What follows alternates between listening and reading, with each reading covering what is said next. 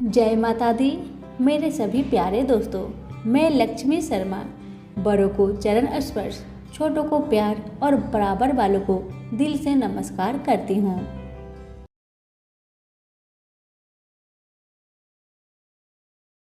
ओम गणेशाय नमः। आज मैं आप सभी को बुधवार की व्रत विधि कथा के साथ सुनाने जा रही हूँ। कहते हैं कि बुधवार का दिन भी बड़ा खास होता है और इस दिन भगवान गणेश जी की पूजा की जाती है। गणेश जी में आस्था रखने वाले लोग इस दिन बड़े ही श्रद्धा के साथ उनकी पूजा अर्चना और व्रत भी करते हैं। बुध को बुद्धि का कारण माना गया है, जो कि एक महत्वपूर्ण ग्रह भी है। अगर किसी की कुंडली में बुध खराब हो तो उसके जीवन में कभी भी तरक्की नहीं होती है, साथ ही उसे कभी भी कामयाबी नहीं मिलती है।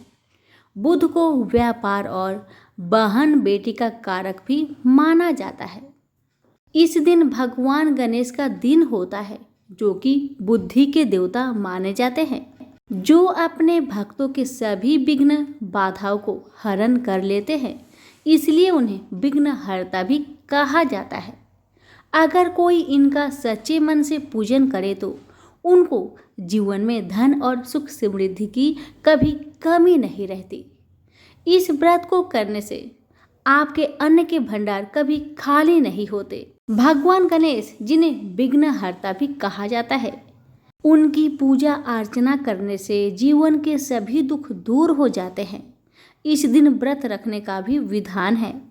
अगर कोई इस दिन सच्चे मन से गणेश जी का आराधना करता है तो उसके जीवन में धन और सुख समृद्धि की कभी कमी नहीं रहती।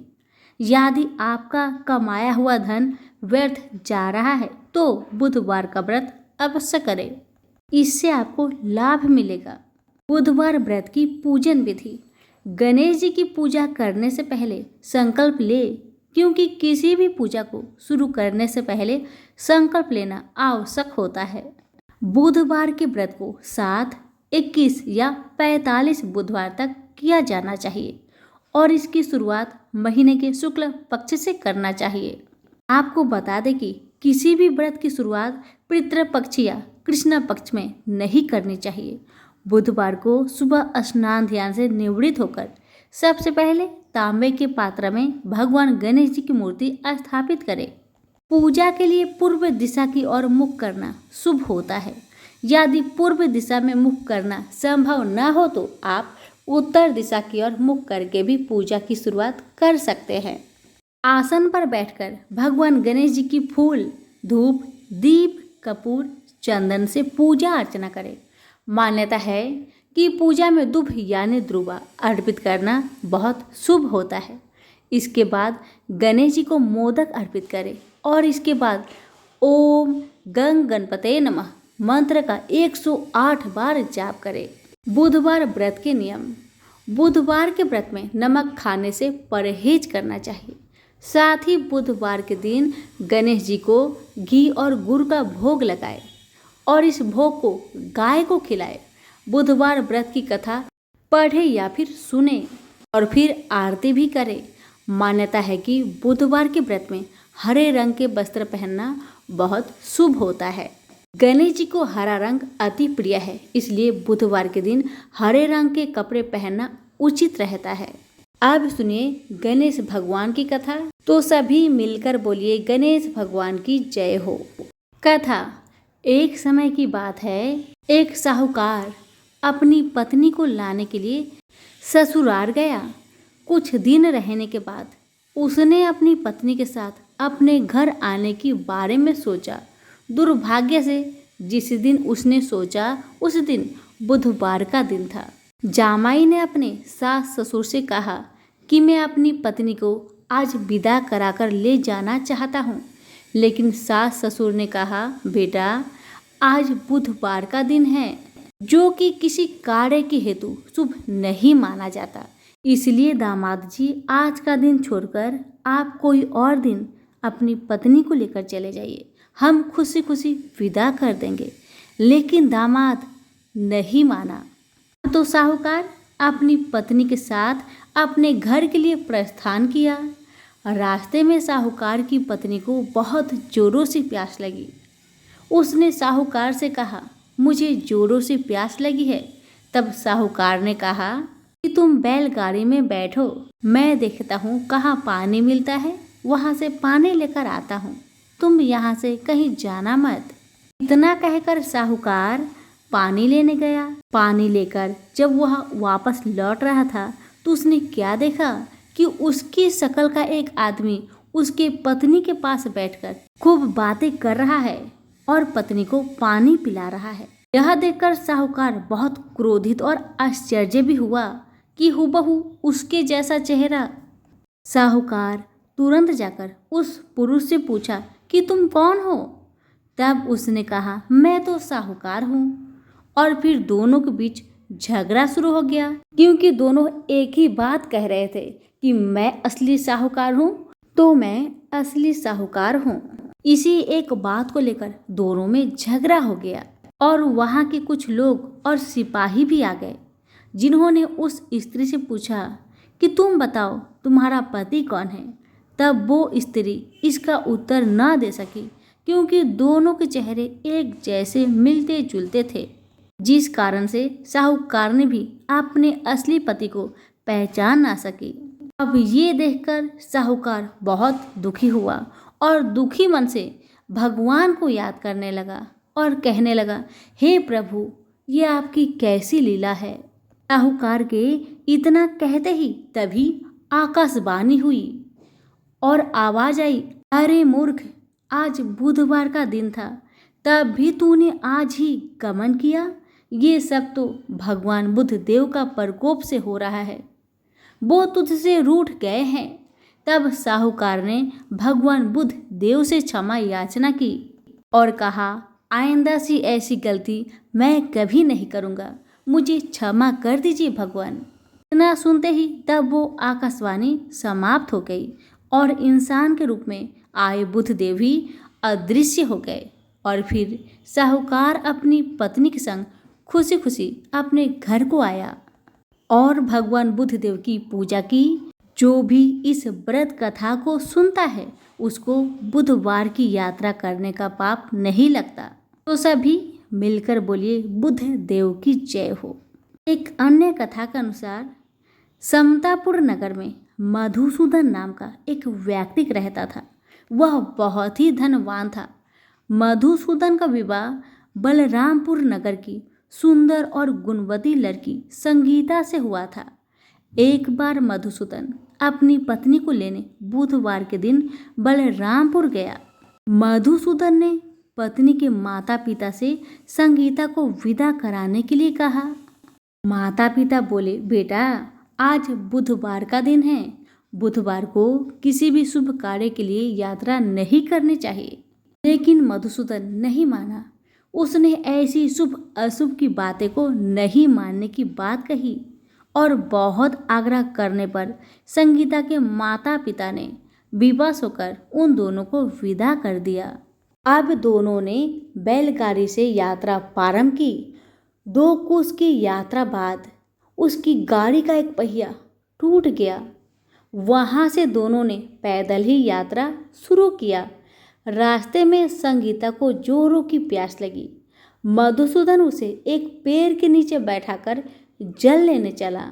थोड़ी देर बाद जब मधुसूदन कहीं से जल लेकर वापस आया तो वह बुरी तरह हैरान हो उठा, क्योंकि उसकी पत्नी के पास उसकी ही शकल सूरत का एक दूसरा व्यक्ति बैठा था। संगीता भी मधुसूदन को देखकर हैरान हो गई। वह दोनों में कोई अंतर नहीं कर पाई।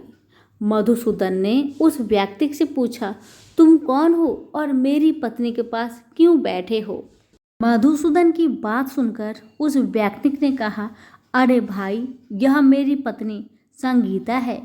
मैं अपनी पत्नी को ससुराल से विदा कर लाया हूँ। लेकिन तुम कौन हो जो मुझसे इतना प्रश्न कर रहे हो?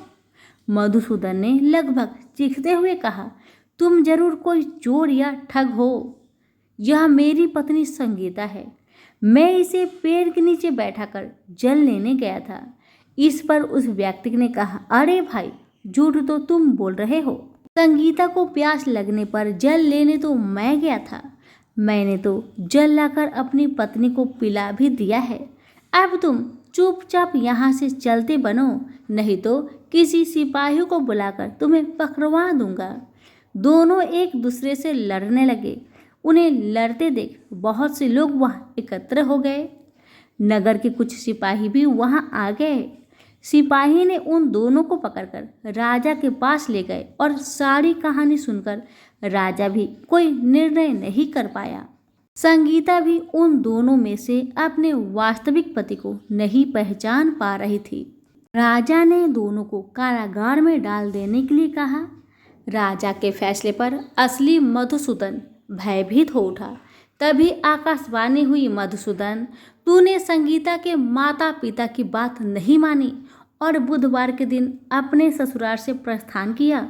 यह सब भगवान बुद्ध देव के प्रकोप से हो रहा है।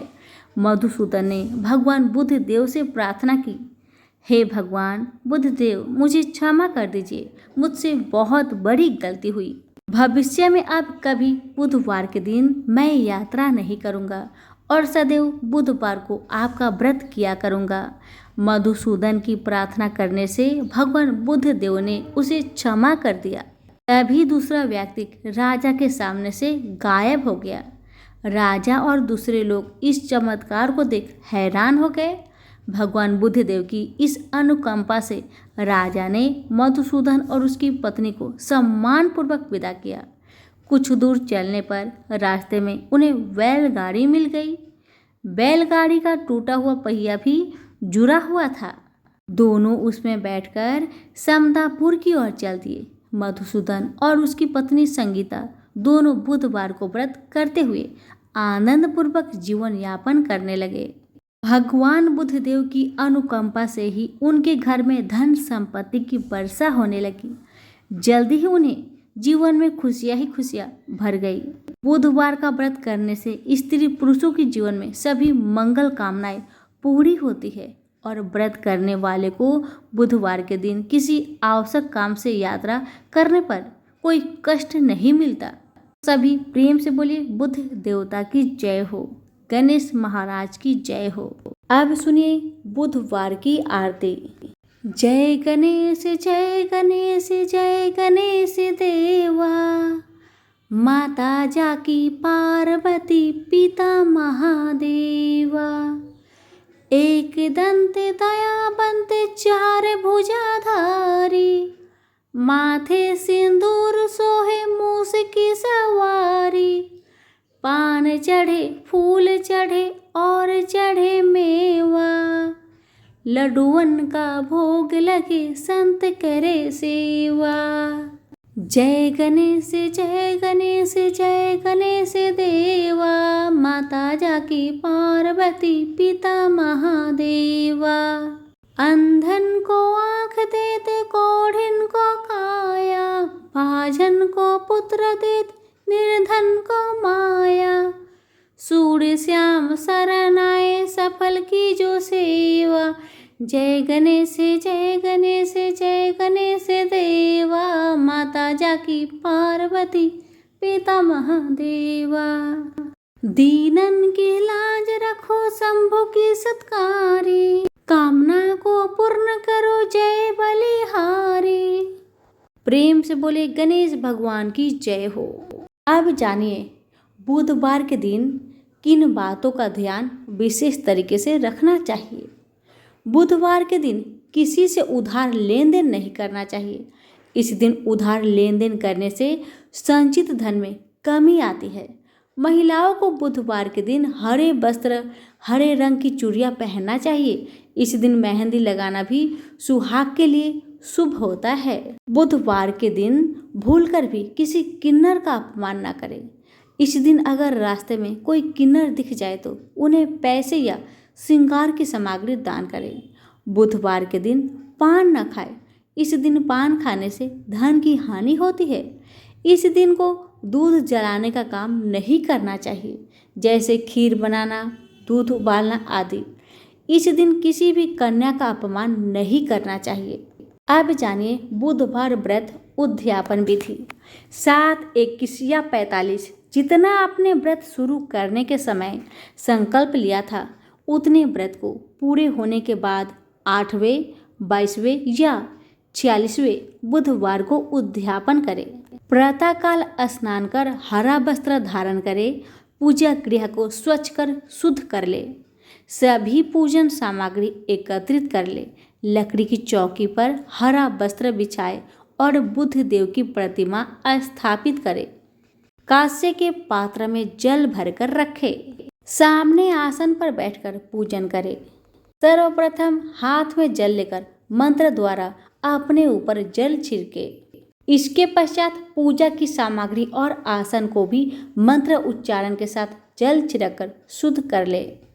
अब आचमन करें। पुष्प से एक एक करके 3 बूंद पानी अपने मुंह में छोड़िए और बोलिए ओम केशवाय नमः, ओम नारायण नमः, ओम वासुदेवाय नमः।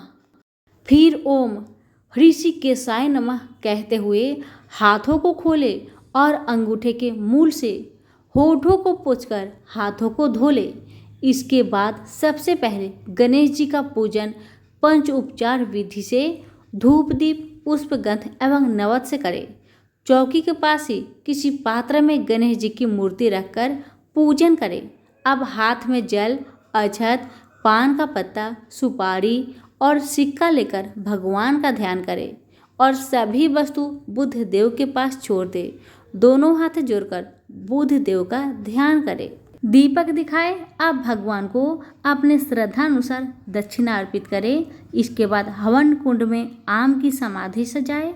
हवन कुंड की पंच उपचार विधि से पूजा करें। हवन सामग्री में घी, तिल, जौ तथा चावल मिलाकर निम्न मंत्र द्वारा 108 आहुति दे।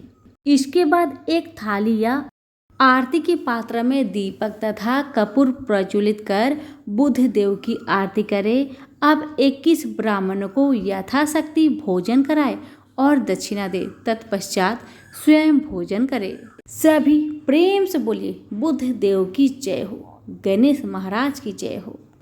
अगर आपको हमारी आज की कथा और जानकारी अच्छी लगी हो तो कमेंट बॉक्स में गणेश भगवान की जय अवश्य लिखें और वीडियो को दूसरों को भी शेयर करें। धन्यवाद।